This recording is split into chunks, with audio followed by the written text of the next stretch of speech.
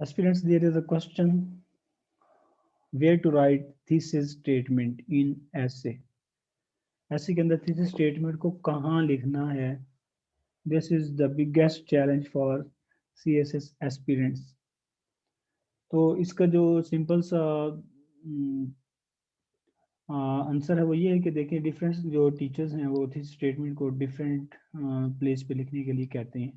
कुछ जो है वो at the before writing outline लिखने से पहले, it means very start of the essay, thesis statement के बारे में कहते हैं।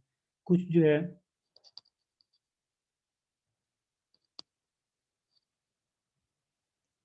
कुछ स्कॉलर जो है थीसिस स्टेटमेंट को जो है इन द आउटलाइन मींस के while writing your outline, when you right the argument of introduction, उसके बाद आप इसको लिख देते हैं। और कुछ जो है आफ्टर आउटलाइन जो है थीसिस स्टेटमेंट को लिखने का कहते हैं। अब मैं आपको अपनी जो है ओपिनियन बताता हूँ।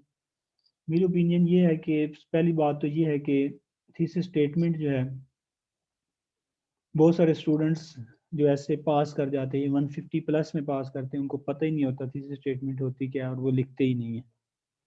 ठीक है, जो बहुत सारे स्टूडेंट जो फर्स्ट अटैम्प्ट में बगैर किसी एकेडमी की प्रिपरेशन के ऐसे अटैम्प्ट करते हैं और 50 प्लस मार्क्स लेते हैं। They even don't know what is thesis statement, ना उसकी हेडिंग देते हैं ना उसको लिखते हैं और वो 50 प्लस मार्क्स ले जाते हैं। ठीक है, तो thesis statement is not mandatory in your ऐसे।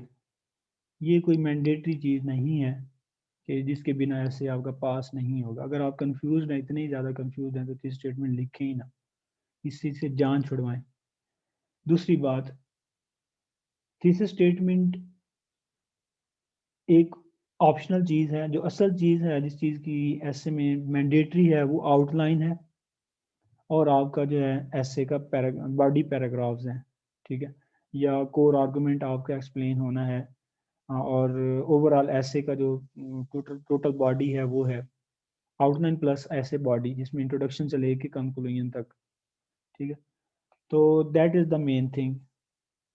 और जो आउटलाइन होती है इटसेल्फ जो कि मैंडेटरी है। ठीक है, बेसिकली थीसिस स्टेटमेंट और आउटलाइन दोनों का मकसद बेसिकली अपना स्टेट ऐसे क्वेश्चन के ऊपर अपना एक ऐसे क्वेश्चन के हवाले से आप अपना आंसर एग्जामिनर को क्लैरिफाई करते हैं। इस स्टेटमेंट के बारे में मेरा ये व्यू है। ठीक है, उस व्यू के ऊपर जब आप थीसिस स्टेटमेंट लिखते हैं तो एक दो सेंटेंस में लिख देते हैं। उसी व्यू को जब आप शॉर्ट फॉर्म एक्सपेंड करते हैं तो आउटलाइन लिख देते हैं।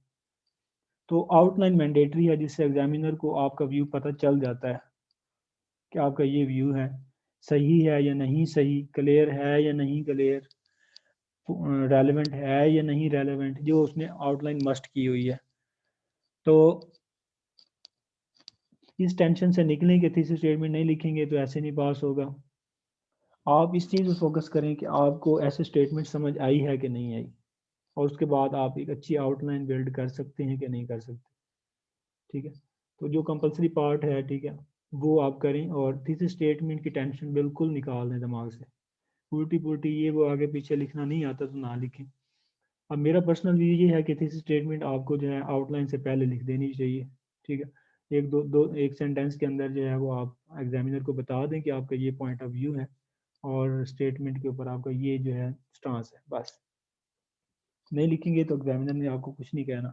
इवन आजकल तो एग्जामिनर जो है कुछ अनाय हो रहे हैं और वो इस तरह की चीज़ों को देख के वो समझ जाते हैं कि बच्चा किसी अकेडमी से पढ़ के आया है। ठीक है, वो उसको फेल करने के दर पे हो जाते हैं। तो ये कोई कंपल्सरी चीज़ नहीं है। कंपल्सरी जो है वो ये है कि make an outline and right a comprehensive essay of 2500 to 3000 words on one of the following statement, बस। ऐसे लिखना है आपने बॉडी और आउटलाइन बनानी है जो एग्जामिनर ने कहा है।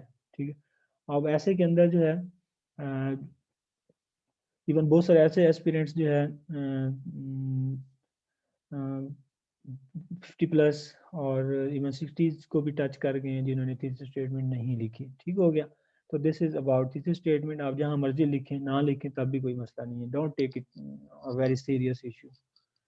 ठीक है, be take it very easily, very easy, sorry.